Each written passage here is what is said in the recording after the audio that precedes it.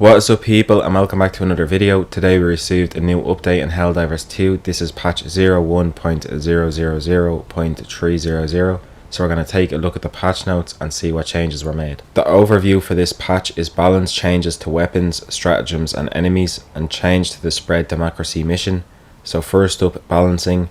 Armors with armor rating above 100 now also reduce damage on headshots, and victory poses will now only play for the extracted.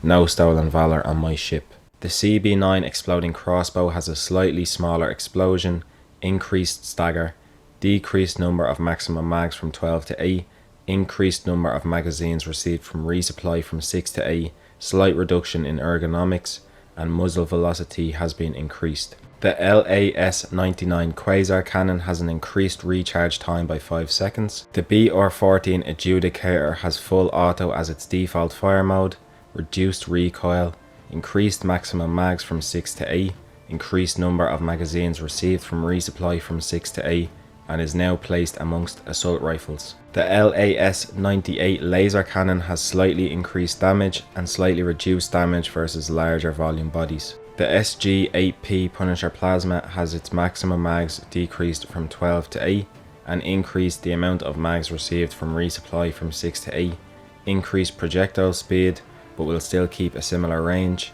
decreased damage fall off on the explosion, and it's now placed in the energy weapons category. The ARC-12 Blitzer has its shots per minute increased from 30 to 45, and it's now placed in the energy weapons category. The R-36 Eruptor's maximum mags have been decreased from 12 to 6, and explosion damage drops off slightly faster. The LAS-16 Sickles magazines have been decreased from 6 to 3. The Scythe has had its damage increased from 300 to 350, and its max number of mags decreased from 6 down to 4. The Railgun has increased armor penetration in both safe mode and unsafe mode, and its stagger force has been slightly reduced. The MG101 heavy machine gun, or the MG206 heavy machine gun as it's named in game, has had its third person crosshairs enabled. The Diligence Counter Sniper has had its damage increased from 128 to 140 and has gotten improved ergonomics. The Diligence has had its damage increased from 112 to 125. The P19 Redeemer has received a slight increase in recoil. The Peacemaker's damage has been increased from 60 to 75. The Senator has had its damage increased from 150 to 175. And has also received a speed loader, so when reloading on an empty cylinder, the reload will be sped up considerably. The Dagger has had its damage increased from 150 to 200. The Liberator has had its damage increased from 55 to 60. The Liberator Concussive has had its damage increased from 55 to 65. The Jar 5 Dominator has had its damage decreased from 300 to 275. The Guard Dog Rover has had its damage decreased by 30%. And the Guard Dog has had a slight increase in damage. The Machine Gun Sentry has had its health increased to match other sentries. The Tesla Tower has had its health increased by 33%. And the RL-77 Airburst Rocket Launcher will no longer detonate when shot near stratagems and other Helldivers, and it has had its proximity radius reduced. Moving on to enemies, Bile Spewers and Nursing Spewers move speed has been slightly reduced. The Force to Stagger a Hulk has been slightly increased. The Hull Scorcher's direct flamethrower damage is reduced by 20%. The standard Devastator's fire rate has been slightly increased. Gunship's sideways movement is slightly increased. Scout Strider riders are now less vulnerable to explosions. Fog Generator's health and armor are increased, and gunship spawners now have a much lower cap on how many gunships they can have active at the same time. Looking at patrol spawns, there was an unintentional, non-linear scaling of the patrol spawns, so they didn't spawn as often as they should have when there was less than 4 players. The intention is that 1 player has 1/4 of the patrols compared to 4 players, but it used to be that they had 1/6, so there has been a balancing adjustment to patrol spawning, so patrol spawning has been increased when there are fewer than 4 players. The fewer the players, the bigger the change. For 4-player missions there will be no change compared to before.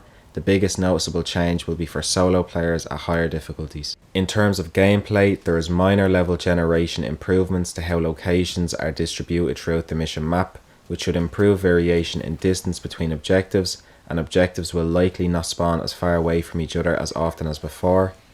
Added setting in the options menu gameplay section to disable automatic climbing and vaulting while sprinting. The spread democracy mission, otherwise known as Raise the Flag, can now be enjoyed on higher difficulties for maximum freedom spreading. When readying up, Helldivers now salute to ensure maximum democratic readiness. Added ambience to the tremor planetary hazard to underline the severity so Helldivers can react accordingly. Shots that ricochet from heavy armoured enemies will now properly hit the Helldiver who fired them. Trigger discipline is highly recommended. I'm going to read out some notable fixes, but before I forget, damage from fire has been reduced by 15%, and if you want to see all of the fixes, known issues or patch notes in their entirety, the link will be in my description, but let's take a look at the ones I pulled. Fix superior packing methodology ship module not working properly. Fixed an exploit that allowed overly eager Helldivers to use grenades excessively. Fixed issue where the sickle and quasar cannon could not shoot through foliage.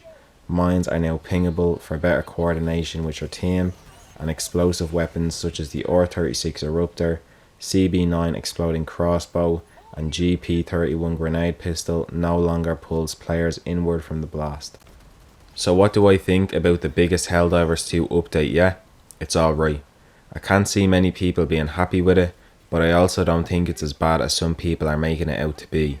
They have fixed loads of issues, so that's great. The balance change to patrol spawns is going to annoy solo players, but if that's what they always intended it to be, then that's what it should be at.